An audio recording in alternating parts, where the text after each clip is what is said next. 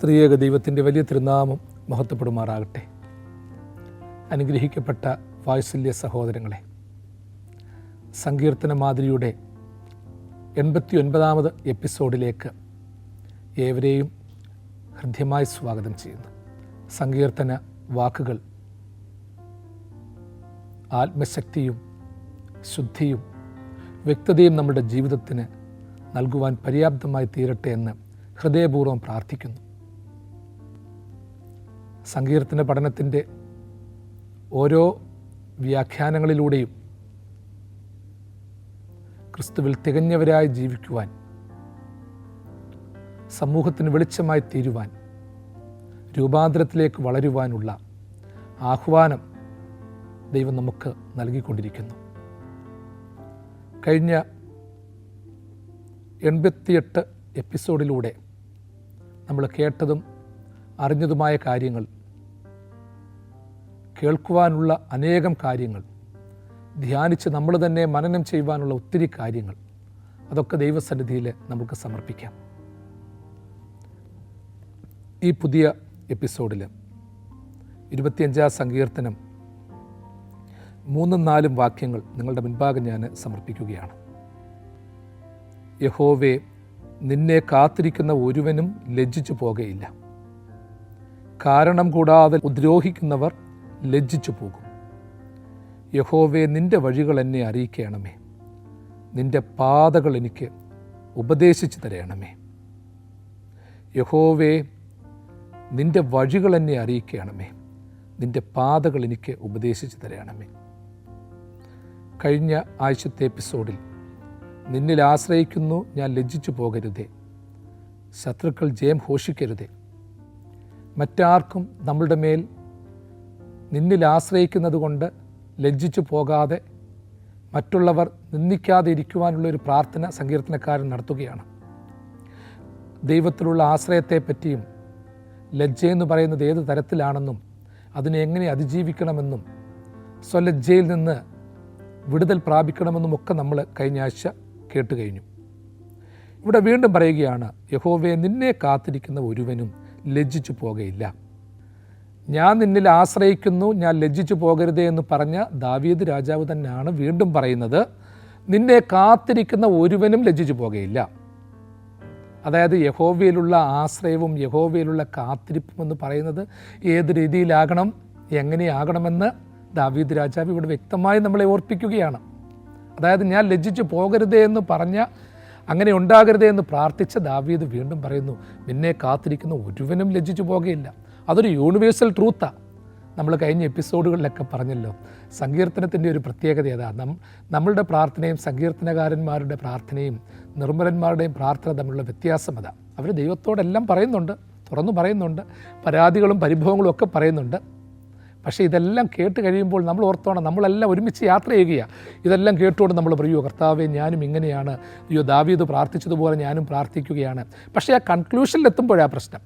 അവസാനം വരുമ്പോഴത്തേക്ക് ആ ഒരുമിച്ചൊഴുകുന്ന വഴിത്താരകൾ രണ്ടായിട്ടങ്ങ് തിരിയുകയാണ്. അവരാ മെയിൻ സ്ട്രീമിൽ തന്നെ അങ്ങ് പോകുകയാണ്. അവരതിൻ്റെ മറുപടിയൊക്കെ പറഞ്ഞുകൊണ്ട് പഠിപ്പിച്ചുകൊണ്ട് ഒന്നുമില്ല എന്നൊക്കെ പഠിപ്പിച്ചുകൊണ്ട് അവർ മുമ്പോട്ട് പോകുന്നു. പക്ഷേ അവസാനത്തെ വഴിത്താരയിൽ എത്തുമ്പോഴത്തേക്ക് നമ്മൾ നേരെ അങ്ങ് തിരിയുകയാണ്. എല്ലാം പറഞ്ഞിട്ട് നമ്മൾ നമ്മുടേതായിട്ടുള്ളൊരു കൺക്ലൂഷനിലെത്തുകയാണ്. ഈ നമ്മുടേതായിട്ടുള്ള കൺക്ലൂഷനിലെത്തുക എന്നുള്ളതാണ് ഒരു വലിയ പ്രശ്നമെന്ന് പറയുന്നത്. ജീവിതത്തിൽ എപ്പോഴും ഓർത്തോണം, നമ്മളൊക്കെ നിർമ്മലന്മാരോടും വിശുദ്ധന്മാരോടും സാക്ഷ്യത്തോടും ഒപ്പം യാത്ര ചെയ്യാൻ ആഗ്രഹിക്കുന്നവരാണ്. അതിങ്ങനെ അനുസ്യൂതം ഒഴുകിക്കൊണ്ടിരിക്കുകയാണ്. ആ ഒഴുകിക്കൊണ്ടിരിക്കുക എന്ന് വെച്ച് കഴിഞ്ഞാൽ അത് അവസാനം വരെ ഒഴുകണം. ഒരു പ്രത്യേക വഴിത്താരയിലെത്തുമ്പോൾ തിരിഞ്ഞു പോകാൻ പാടില്ല. കർത്താവിൻ്റെ അടുക്കലെത്തിയ ധനാഢ്യനായ ഒരു യുവാവിൻ്റെ കഥ, അനുഭവം തിരുവചനത്തിൽ നമ്മൾ വായിക്കുന്നുണ്ടല്ലോ. അവൻ കർത്താവിനോട് പറയുക, ഗുരു, നിത്യജീവനെ അവകാശമാക്കുവാൻ ഞാൻ എന്ത് ചെയ്യണം? കർത്താവ് അവനോട് പറയുന്ന മറുപടിയുണ്ട്, നീ കൽപ്പനകളെയൊക്കെ പാലിക്കണം. കൽപ്പനകളെ ഞാൻ പാലിക്കുന്നുണ്ട് കർത്താവേ. അപ്പോൾ കർത്താവിനെക്കുറിച്ച് അവന് തിരിച്ചറിവുണ്ട്, കൽപ്പന പാലിക്കണമെന്നുള്ള കാര്യങ്ങൾ അറിയാം. അങ്ങനെ അവനെ പഠിപ്പിച്ചു വിട്ടു. ഞാൻ ഇന്ന കാര്യങ്ങളൊക്കെ ചെയ്യുന്നുണ്ട്, ഞാൻ 10 കൽപ്പനകൾ അതേപടി പാലിക്കുന്നുണ്ട്. അപ്പോൾ അവനൊരു വലിയ ഉറപ്പാണ്, അത് പറയാനുണ്ടവന്, ഞാൻ കൽപ്പന പാലിക്കുന്നുണ്ട്. കൽപ്പന പാലിക്കാതെയോ മോശമായി ജീവിച്ചിട്ടോ അല്ല ഒരു മഹാഗുരുവിൻ്റെ അടുക്കിലേക്ക് അവൻ പോയത്. അന്ന് ഭൗതികരായ മഹാഗുരുക്കന്മാർ ഒത്തിരി ഉണ്ടായിരുന്നെങ്കിലും അന്ന് അവൻ്റെ സമൂഹം നിന്ദിച്ചിരുന്നവനെ ഗുരുവായി കാണുവാനുള്ള കാഴ്ചപ്പാട് അവനുണ്ടായിരുന്നു. പക്ഷേ കർത്താവ് അവനോട് പറഞ്ഞു, ശരി, നീ പറഞ്ഞ എല്ലാം സത്യമാണ്, നീ കൽപ്പനകളൊക്കെ പാലിക്കുന്നുണ്ട്. അപ്പം കർത്താവ് അവൻ്റെ മുഖത്ത് നോക്കി അങ്ങനെ പറയണമെന്നുണ്ടെങ്കിൽ അവനിൽ ഈ പറഞ്ഞ കാര്യങ്ങളൊക്കെ ഉണ്ട്. അവൻ കള്ളത്തരമൊന്നും കർത്താവിനോട് പറഞ്ഞില്ല. ഒരു കുറവുണ്ട്. ആ കുറവ് കണ്ടെത്താനുള്ള യാത്രയാണ് നമ്മൾ നടത്തേണ്ടത്. എല്ലാം ഉണ്ടെന്ന് പറഞ്ഞ് അഭിമാനിക്കാനല്ല. എന്താണ് എൻ്റെ കുറവ്? ഞാൻ തന്നെ നോക്കിയിട്ട് കാര്യമില്ല. കണ്ണാടിയിൽ ഞാനും നിങ്ങളും നമ്മുടെ രൂപം എപ്പോഴും നോക്കിക്കൊണ്ടിരുന്നാൽ, നമ്മളുടെ പാട്ട് നമ്മൾ റെക്കോർഡ് ചെയ്ത് കേട്ടുകൊണ്ടിരുന്നാൽ, പ്രസംഗങ്ങൾ നമ്മൾ എപ്പോഴും കേട്ടുകൊണ്ടിരുന്നാൽ നമ്മളുടെ കുറവെന്താണെന്ന് നമുക്കറിയത്തില്ല. അതറിയണമെന്നുണ്ടെങ്കിൽ മറ്റുള്ളവർ പറയണം. ഞാൻ എഴുതിയ ഒരു ആർട്ടിക്കിൾ, എൻ്റെ ചിന്ത അത് പൂർണ്ണമാണ്, അക്ഷരത്തെറ്റില്ല, അതിൻ്റെ കൺസ്ട്രക്ഷൻ ശരിയാണ്, എല്ലാം ആശയങ്ങൾ ശരിയാണ്. പക്ഷെ ഞാൻ മറ്റൊരാളെ കാണിക്കുമ്പോഴെല്ലാം അറിയത്തുള്ളൂ അതിലെന്തെങ്കിലും കുറവുണ്ടോ എന്ന്. അന്നേരം കുറേ കൂടുതൽ ചിന്തകൾ അവർ പറയും, തിരുത്തലുകൾ വരുത്തും, തെറ്റുകൾ പറഞ്ഞു തരും. ഇവിടുത്തെ പ്രത്യേകത അതാ. ഇവിടെ പിതാക്കന്മാരുടെയൊക്കെ ജീവിതചര്യകൾ മുൻപോട്ടൊഴുകുകയാണ്. ഇവിടെ ഈ യുവാവിൻ്റെ പ്രത്യേകത അതാ. അവൻ പറഞ്ഞ കാര്യമാണ്, ഇനി ഒരു കുറവുണ്ട്, എന്താ കർത്താവ്? അത് അവന് കാണാൻ പറ്റുന്നില്ല. അതുകൊണ്ടാണ് അവൻ കർത്താവിൻ്റെ അടുക്കിലേക്ക് വന്നത്. അപ്പോൾ തൻ്റെ കുറവിനെ കണ്ടെത്താൻ കഴിവുള്ളവൻ ഒരുവനേ ഉള്ളൂ. അതുകൊണ്ടാണ് അവൻ ചെന്നു. കർത്താവിനോട് പറയുകയാണ്, നീ നിനക്കുള്ളത് വിറ്റ് ദരിദ്രർക്ക് കൊടുക്കുക. ആ ഘട്ടം വന്നപ്പോൾ അവൻ വ്യസനിച്ചു. അപ്പോൾ ഓർത്തോണം, ഈ ഭൗതിക സമ്പത്തുകളോട്, അതായത് കൊല ചെയ്യരുത്, വ്യഭിചാരം ചെയ്യരുത്, മോഷ്ടിക്കരുത്, മോഹിക്കരുത്, ദൈവവുമായിട്ടുള്ള ബന്ധത്തിലുള്ള 4 കാര്യങ്ങൾ പാലിക്കണം. ദൈവനാമം വൃഥാപോലും എടുക്കാത്ത മനുഷ്യൻ സമ്പത്തിൻ്റെ കാര്യം വന്നപ്പോൾ വീണുപോയി. മനുഷ്യ ജീവിതത്തിലൊക്കെ ഇങ്ങനെ പ്രിയപ്പെട്ടവരെ നമ്മളൊക്കെ ഓർത്തുകൊള്ളണം. നമ്മളൊക്കെ എല്ലാ കാര്യത്തിലും ചിലപ്പോൾ ഒത്തിരി തികഞ്ഞവരാണ്. The ladder of the divine accident എന്ന് പറയുന്ന ഒരു പുസ്തകമുണ്ട്, അത് വായിക്കണം. സ്വർഗാരോഹണ ഗോവണി, വിശുദ്ധനായ ജോൺ ക്ലിമാക്കസ് എന്ന് പറഞ്ഞ ദൈവഭക്തനായ സന്യാസ പിതാവ് എഴുതിയ പുസ്തകമാണ്. ദൈവസന്നിധിയിലേക്ക് മനുഷ്യൻ എത്തുവാനുള്ള വിവിധ പടികളാണ് അതിൻ്റെ അതിൽ പറയുന്നത്. അനുസരണം തൊട്ട്, ത്യാഗം തൊട്ട്, പ്രാർത്ഥന തൊട്ട്, വിശുദ്ധി തൊട്ട് പല ഘടകങ്ങളുണ്ട്. അതിൽ പ്രത്യേകിച്ചൊരു പിക്ടോറിയൽ റെപ്രസെൻറ്റേഷനുണ്ട്. ഇങ്ങനെ പടിയെല്ലാം കയറി പോകും. ചിലർ ആദ്യം തന്നെ വീണു പോകും. അപ്പോൾ സാത്താനും ദൂതന്മാരും വലിച്ചിടാൻ ശ്രമിക്കും. മറ്റു ചിലരുണ്ട്, അവർ കയറി മേപ്പോട്ട് പോവാം. ഏറ്റവും മേളിൽ ചെല്ലുമ്പോഴായിരിക്കും ഇനി ഒരു പടിയൂടെ കയറാനുള്ളൂ. അപ്പോൾ അവിടെ നിന്നാണ് ചിലപ്പം പിടിച്ചിടുന്നത്. കഴിയുമെങ്കിൽ വൃതന്മാരെ പോലും തെറ്റിക്കാൻ നടക്കുന്ന ദുരാത്മാവിൻ്റെ സാത്താൻ്റെ അനുഭവമുണ്ട്. എല്ലാം ഞാൻ നേടിയെന്ന് പറഞ്ഞാലും ഓർത്തോണം, 1 കൊരിന്ത്യർ 13-ാം അധ്യായത്തിൽ പറയുന്നത് പോലെ, ഞാൻ മനുഷ്യരുടെയും ദൂതന്മാരുടെയും ഭാഷകളിൽ സംസാരിച്ചാലും എനിക്ക് സ്നേഹമില്ല എങ്കിൽ മുഴങ്ങുന്ന ചെമ്പോ ചിലമ്പുന്ന കൈത്താളമോ അത്രേ. ദൂതന്മാരുടെ ഭാഷയെപ്പോലും സംസാരിക്കാൻ പറ്റും, മനുഷ്യരുടെ ഭാഷകളിൽ സംസാരിക്കാൻ പറ്റും. ഇതൊക്കെ കറക്റ്റാണ്. പക്ഷേ സ്നേഹം വേണം. അപ്പോൾ എവിടെയെങ്കിലും ഒരു കുറവുണ്ടോ എന്നുള്ളതാണ് പ്രശ്നം. അതിലാണ് നോക്കിയിരിക്കുന്നത്. മുട്ടിയനായ പുത്രൻ്റെ വീട്ടിലെ കുറവെന്ന് പറയുന്നത് മറ്റൊന്നുമല്ലായിരുന്നു, ഒരു കൊച്ചു കാര്യമാണ്. എല്ലാം ശരിയാണ്. അവിടുത്തെ കൊച്ചു മോനെ പ്രശ്നം ഉണ്ടായിരുന്നുള്ളൂ. സാത്താൻ അവനിലൂടെയാണ് കയറിയത്, അവനിലൂടെയാണ് വീതം ചോദിച്ചത്, അവനിലൂടെയാണ് അലഞ്ഞു തിരിഞ്ഞ് നടക്കാൻ വിട്ടത്, ആ കുടുംബത്തിന് സമാധാനം കളഞ്ഞത്. ആയതുപോലെ പ്രിയപ്പെട്ടവരെ, ഈ വേദചിന്തകന്മാരുടെയും പണ്ഡിതന്മാരുടെയും വിശുദ്ധന്മാരുടെയും സങ്കീർത്തനകാരന്മാരുടെയും ഒക്കെ ജീവിതം നിങ്ങളും ഞാനുമൊക്കെ പിന്തുടരുമ്പോൾ ഒരു കാര്യം ഹൃദയംഗമായിട്ട് ഓർത്തോണം. വലിയവനായ ദൈവമേ, സ്വർഗസ്ഥനായ പിതാവേ, എനിക്കുമൊരു ഉൾക്കാഴ്ച തരണം. അവർ എല്ലാ കാര്യങ്ങളും പറഞ്ഞു. അതിനുശേഷം അവരൊഴുകിയ ഒരു ഒഴുക്കുണ്ട്, അവരുടെ ഒരു പ്രവാഹമുണ്ട്. ആ പ്രവാഹത്തിൽ നിന്ന് ഞാൻ മറ്റൊരു പ്രവാഹമായി മാറുവാൻ ഇടയാകരുത്. അങ്ങനെ മാറിപ്പോയാൽ ജീവിതം പരാജയമായി തീരും. അതുതന്നെയാണ് ഇവിടെ പറയുന്നത്, നിന്നെ കാത്തിരിക്കുന്ന ഒരുത്തനും ലജ്ജിച്ചു പോകുകയില്ല. ഞാൻ പറഞ്ഞല്ലോ, അതൊരു വലിയ സാക്ഷ്യമായിട്ട് പറയുകയാണ്. എന്നെ കൈവിടരുതേ, ഞാൻ ലജ്ജിച്ചു പോകരുതേ എന്ന് പറഞ്ഞ സങ്കീർത്തനക്കാരൻ ആവർത്തിച്ചു പറയുന്നത് നമ്മൾ വീണ്ടും പറയണം. നിന്നെ കാത്തിരിക്കുന്ന ഒരുവനും ലജ്ജിച്ചു പോകുകയില്ല. യഹോവയെ കാത്തിരിക്കുന്നവൻ ശക്തിയെ പുതുക്കും. അവൻ കഴുകനെ പോലെ ചിറകടിച്ചു കയറും. തളർന്നു പോകാതെ ഓടുകയും ക്ഷീണിച്ചു പോകാതെ നടക്കുകയും ചെയ്യും. യെശയ്യാ പ്രവാചകൻ്റെ സാക്ഷ്യം എത്ര വലുതാണ്. യഹോവയെ കാത്തിരിക്കുന്നവൻ ശക്തിയെ പുതുക്കും. അവൻ കഴുകനെ പോലെ ചിറകടിച്ചു കയറും. തളർന്നു പോകാതെ ഓടും, ക്ഷീണിച്ചു പോകാതെ നടക്കും. യഹോവയെ കാത്തിരിക്കുന്നവൻ്റെ പ്രത്യേകത അതാണ്. അപ്പം ലജ്ജിച്ചു പോകുകയില്ല എന്ന് വെച്ചാൽ അതിൻ്റെ അർത്ഥം എനിക്ക് ലജ്ജയില്ല എന്ന് പറഞ്ഞ് മാറി നിൽക്കുക എന്നുള്ളവനല്ല. അവൻ ശക്തിയെ പുതുക്കുകയാണ്. ഒരു സ്പിരിച്വൽ സ്ട്രെങ്തനിങ് അവന് സംഭവിക്കുകയാണ്. ജീവിതത്തിന് മൊത്തത്തിലൊരു മാറ്റം. യഹോവയെ കാത്തിരിക്കുന്നവൻ ശക്തിയെ പുതുക്കും. അതായത് ഏതെങ്കിലും ഒരു വസ്തുവിനെ കാത്തിരിക്കുക, എന്തെങ്കിലും ഒരു സംഗതിയെ കാത്തിരിക്കുക എന്ന് നിങ്ങളും ഞാനും പറഞ്ഞാൽ അതിനെക്കുറിച്ചൊരു ദർശനം നമുക്കുണ്ട്. ഞാനൊരു വസ്തു കാത്തിരിക്കുകയാണ്, ഭക്ഷണം പാചകം ചെയ്യാൻ കാത്തിരിക്കുകയാണ്. ആ ഭക്ഷണത്തിൻ്റെ എല്ലാ അനുഭവങ്ങളും എൻ്റെ രുചി മുകുളങ്ങളിൽ കഴിക്കുന്നതിന് മുൻപേ ഉണ്ടാകും. ഞാൻ മീൻ വറുത്തത് കഴിക്കാനിരിക്കുകയാണ്. ഞാൻ കഴിക്കുന്നതിന് മുൻപ് തന്നെ മീൻ വറുത്തതിൻ്റെ രുചിയും അതിൻ്റെ ഗന്ധവുമൊക്കെ എൻ്റെ മൂക്കിലെത്തുന്നുണ്ട്. ഞാനൊരു ബിരിയാണി കഴിക്കാനിരിക്കുകയാണ്, കഞ്ഞി കുടിക്കാനിരിക്കുകയാണ്.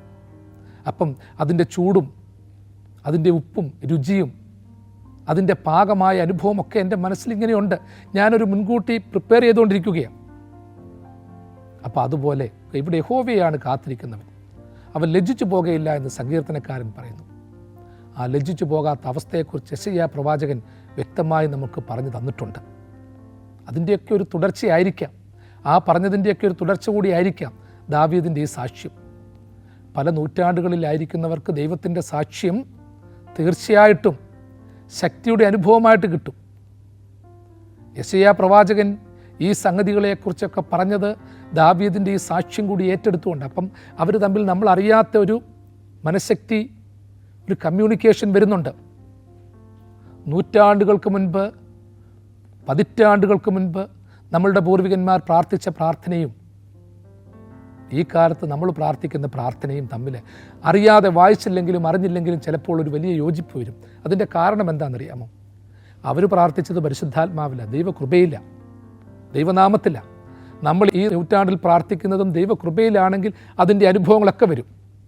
അവരൊക്കെ പ്രാർത്ഥിച്ച പ്രാർത്ഥനയുടെ അനുഭവത്തിൽ നിന്ന് വ്യത്യസ്തമായി നമ്മൾ പ്രാർത്ഥിക്കുകയാണെങ്കിൽ നമ്മൾ ഓർത്തോണം, ഈ കാലം കഴിയുന്തോറും പരിശുദ്ധാത്മാവ് മാറുന്നില്ല, ദൈവത്തിൻ്റെ കൃപ മാറുന്നില്ല. അത് സ്ഥിരം, അത് കോൺസ്റ്റൻ്റായിട്ട് പൊയ്ക്കൊണ്ടിരിക്കുകയാണ്. നമ്മൾ പറയത്തില്ലയോ, ഇന്ത്യൻ ഭരണഘടനയിൽ പല അഴിച്ചുപണികളും വേണമെന്ന് നമ്മൾ പറയാറുണ്ട്. പലരും അതുകൊണ്ട് തന്നെ അമെൻമെൻറ്റ്സുകൾ പലതും ഉണ്ടാകാറുമുണ്ട്. അത് സഭകളുടെ ആണെങ്കിലും സമൂഹത്തിൻ്റെ ആണെങ്കിലും രാഷ്ട്രത്തിൻ്റെ ആണെങ്കിലും അമെൻമെൻറ്റ്സുകളൊക്കെ ഉണ്ടാകാറുണ്ട്. അത് കോടതിയുടെ അനുവാദത്തോടു കൂടി അത് അമെൻമെൻറ്റ്സ് നടത്താറുണ്ട്. പക്ഷേ എത്ര അമെൻമെൻറ്റ്സുകൾ നടത്തി കഴിഞ്ഞാലും ചിലതിന് മാറ്റം വരുത്താൻ പാടില്ല. അടിസ്ഥാന സത്തകളിൽ മാറ്റം വരുത്താൻ പാടില്ല. സത്യം, ധർമ്മം, അഹിംസ, ഇങ്ങനെയുള്ളതിൽ മാറ്റം വരുത്താനോ പുനർവ്യാഖ്യാനം വരുത്താനോ ഒരു മതവും ഒരു സംസ്കാരവും ഒരു ഭരണാധികാരിയും തയ്യാറാകാൻ പാടില്ല എന്നുള്ളത് സത്യമാണ്. ഇവിടെയും അതുപോലെ ആലോചിച്ചോ. നൂറ്റാണ്ടുകൾക്ക് മുൻപ് ജീവിച്ചിരുന്ന ദാവീദ് പാടി, യഹോവയെ കാത്തിരിക്കുന്നവൻ ലജ്ജിച്ചു പോകുകയില്ല. അതിനുശേഷം ജീവിച്ചിരുന്ന യെശയ്യാ പ്രവാചകൻ പാടി, യഹോവയെ കാത്തിരിക്കുന്നവൻ ശക്തിയെ പുതുക്കും, അവൻ കഴുകന്മാരെ പോലെ ചിറകടിച്ച് കയറും, തളർന്നു പോകാതെ ഓടും, ക്ഷീണിച്ചു പോകാതെ നടക്കും. അപ്പോൾ കാത്തിരിക്കുന്നവർ ലജ്ജിച്ചു പോകുകയില്ല എന്നുള്ളതിൻ്റെ വിവിധങ്ങളായ തലങ്ങൾ ഏതൊക്കെ രീതിയിൽ. അപ്പം നമ്മൾ കാത്തിരിക്കുന്നവൻ്റെ ഗുണഗണങ്ങൾ അറിഞ്ഞു വേണം കാത്തിരിക്കേണ്ടത്. ആ കാത്തിരിക്കുന്ന ദൈവത്തിന് എന്തൊക്കെയാണ് ആവശ്യം, ഏതൊക്കെയാണ് ആവശ്യം, അതൊക്കെ നമ്മൾ പഠിക്കണം. നമ്മൾ കാത്തിരുന്നിട്ട് പ്രത്യേകിച്ച് ഓർത്തോണം, ഭാരത പാരമ്പര്യത്തിൽ പറയുന്നത് ഈ ദേവന്മാരും അസുരന്മാരും തമ്മിലുള്ള വ്യത്യാസം അതാ. അസുരന്മാരും തപസ്സെടുക്കും, നൂറ്റാണ്ടുകളും സഹസ്രാബ്ദങ്ങളും നീളുന്ന ഒരു വലിയ തപസ് അസുരന്മാർക്കുമുണ്ട്. പക്ഷേ അവർക്ക് ദൈവികമായ പ്രത്യക്ഷത ഉണ്ടാകുമ്പോൾ അവർ ചോദിക്കുന്നത് നാശത്തിൻ്റെ അനുഭവങ്ങളാണ്. ഞങ്ങൾക്ക് മരണമുണ്ടാകാൻ പാടില്ല, എല്ലാവരെയും കൊല്ലണം, എല്ലാവരെയും നശിപ്പിക്കണം. അങ്ങനെ സദ്ബുദ്ധികൾക്ക്, സജ്ജനങ്ങൾക്കെതിരെ ഈശ്വരൻ കൊടുക്കുന്ന വരം കൊണ്ട് അവർ പ്രവർത്തിക്കാൻ പോകും. അപ്പോൾ അവർക്ക് എല്ലാ വരങ്ങളും കിട്ടും. പകലും രാത്രിയിലും മരിക്കാൻ പാടില്ല, കരയിലും വെള്ളത്തിലും വെച്ച് മരിക്കാൻ പാടില്ല, അല്ലെങ്കിൽ അത്രമാത്രം മനുഷ്യനും മൃഗവും കൊല്ലാൻ പാടില്ല. ഇങ്ങനെയൊക്കെ പറഞ്ഞാലും അവർക്കൊക്കെ മരണമുണ്ടായിട്ടില്ലയോ? അവർക്ക് മരണമുണ്ടായി. കാരണമെന്ന് പറയുന്നത് ദൈവത്തിൻ്റെ ഗുണമില്ലാത്ത ആവശ്യങ്ങൾ ദൈവത്തോട് ചോദിച്ചാൽ പ്രശ്നമാണ്. ഭസ്മാസുരൻ്റെ വരം നിങ്ങൾ കേട്ടിട്ടില്ലയോ? ഭസ്മാസുരൻ പരമശിവനിൽ നിന്ന് വരം നേടി. അവൻ ആരെ തൊട്ടാലും അവർ ഭസ്മമായി പോകും. അപ്പോൾ അവനത് പരീക്ഷിക്കാൻ ആദ്യം ശ്രമിച്ചത്, അവന് വരം കൊടുത്ത അവൻ്റെ ഈശ്വരനോടാണ് അവൻ പരീക്ഷിക്കാൻ ഓടിയത്. അവസാനം പരീക്ഷിക്കാൻ ഓടിയപ്പോൾ പരമശിവൻ ഓടി, ജീവനും കൊണ്ട് ഓടിയെന്നാണ് പുരാണം പറയുന്നത്. ഓടിയവൻ പുറകെ ഓടുന്നു. പെട്ടെന്ന് മായ വന്നു, മായാദേവി വന്നു, സ്ത്രീവേഷത്തിൽ വന്നു.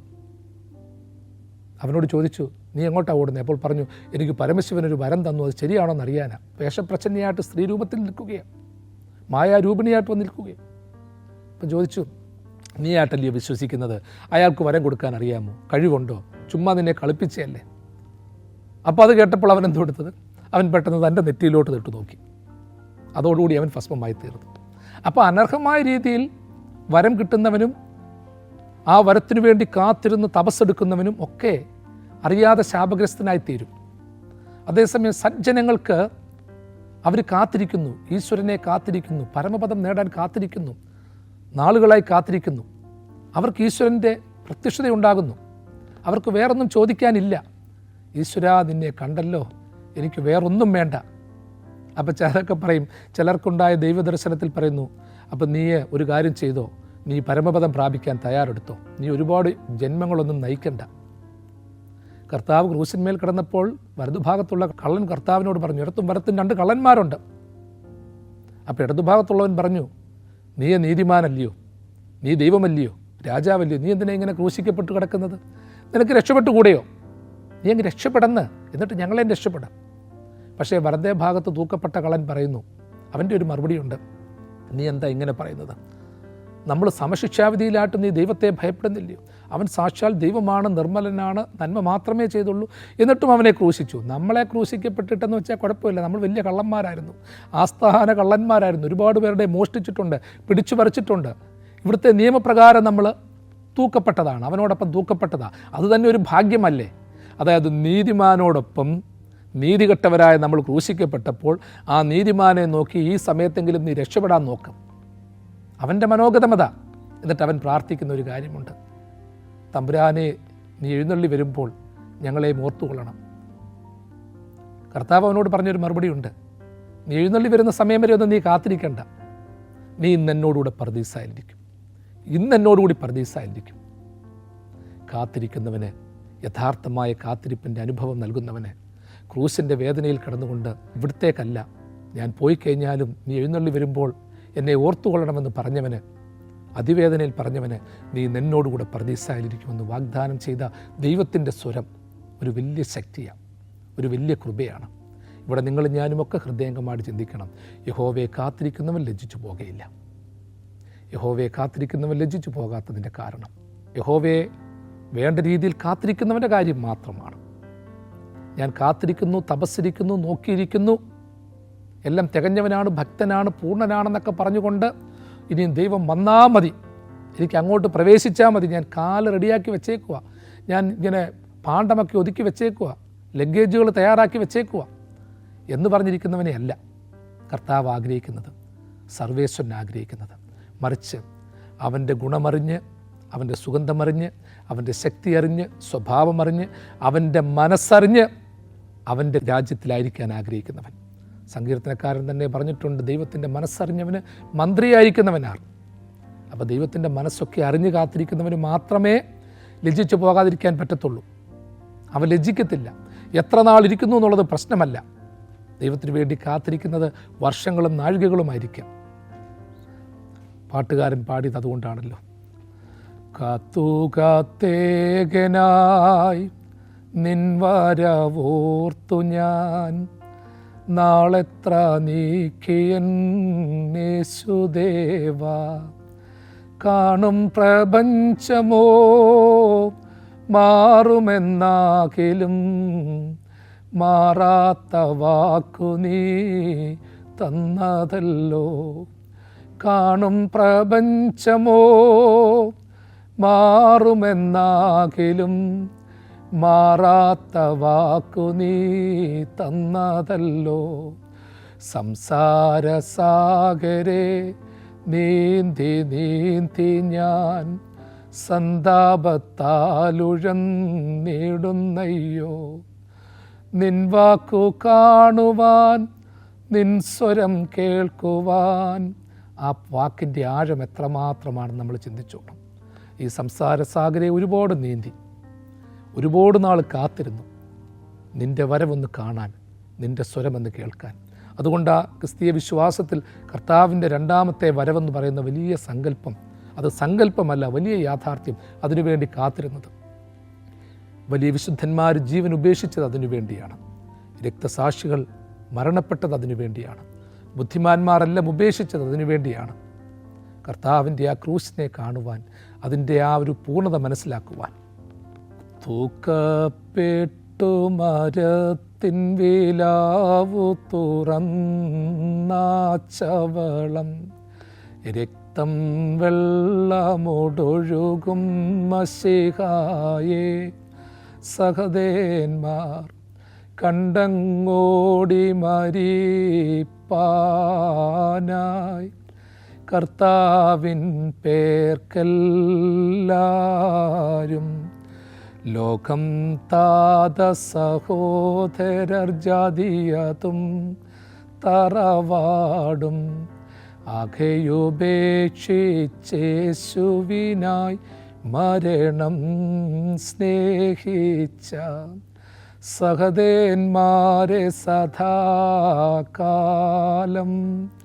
സ്മരണം ചെയ്വതു നേറ്റം.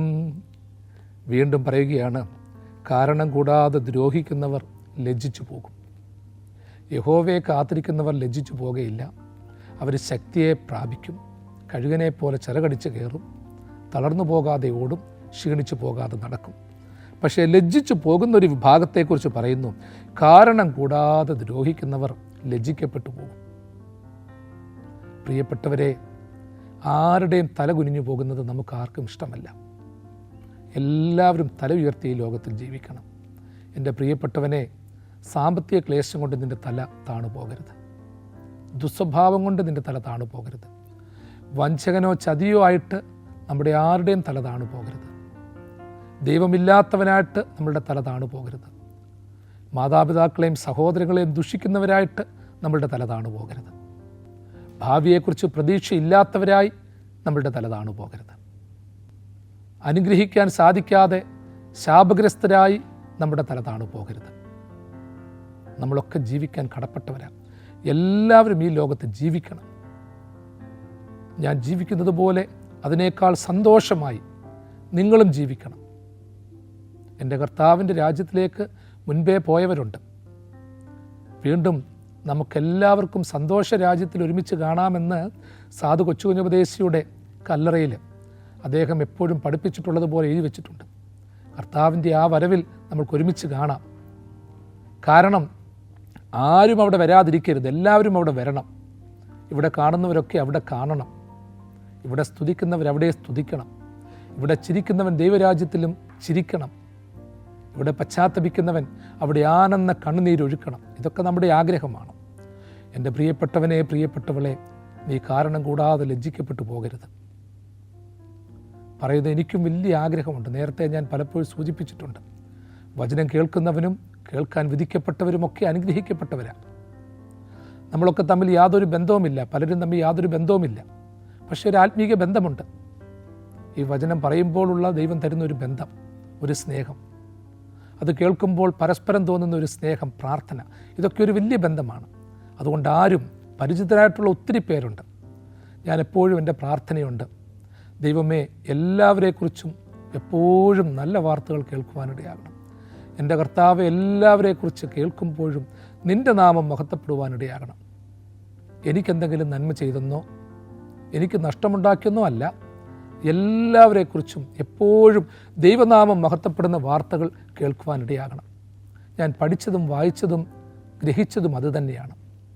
എന്നെ സ്നേഹിച്ചവരുടെ കാര്യം മാത്രമല്ല, എന്നെ ഉപദ്രവിച്ചവരും ഒരിക്കലും ലജ്ജിക്കപ്പെട്ടു പോകാൻ ഞാൻ ആഗ്രഹിക്കുന്നില്ല. ഞാൻ മൂലം വേദനിക്കപ്പെട്ടവർ പോലും ഒരിക്കലും നൊമ്പരപ്പെടാൻ ഞാൻ ആഗ്രഹിക്കുന്നില്ല. കാരണം എല്ലാവരും ക്രിസ്തുവിൽ ഒന്നത്ര എന്നുള്ള പൗലോസിൻ്റെ ആ വ്യാഖ്യാനം ഹൃദയത്തിൽ എപ്പോഴുമുണ്ട്.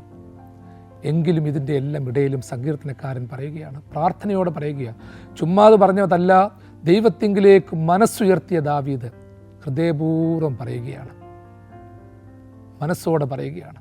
കാരണം കൂടാതെ ദ്രോഹിക്കുന്നവർ ലജ്ജിച്ചു പോകും. എൻ്റെ പ്രിയപ്പെട്ടവനെ, നീ ആരെങ്കിലും കാരണം കൂടാതെ ദ്രോഹിക്കുന്നുണ്ടോ? തൽക്കാലത്തേക്കൊരു പദവിക്ക് വേണ്ടി നീ ആരെങ്കിലും ദ്രോഹിക്കുന്നുണ്ടോ? ഒരു ഉത്തരവാദിത്വത്തിന് വേണ്ടി ദ്രോഹിക്കുന്നുണ്ടോ? 10 കാശിന് വേണ്ടി ദ്രോഹിക്കുന്നുണ്ടോ?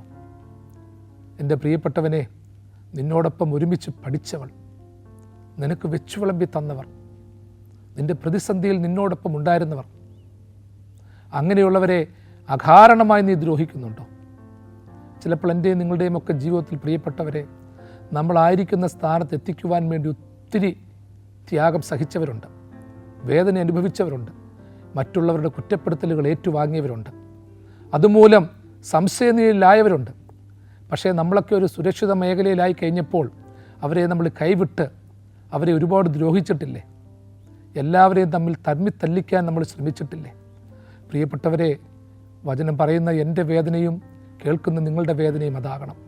ആരും ആരെക്കുറിച്ചും കുറ്റങ്ങളും കുറവുകളും പറഞ്ഞ് ലജ്ജിച്ചു പോകാനിടയാകരുത്.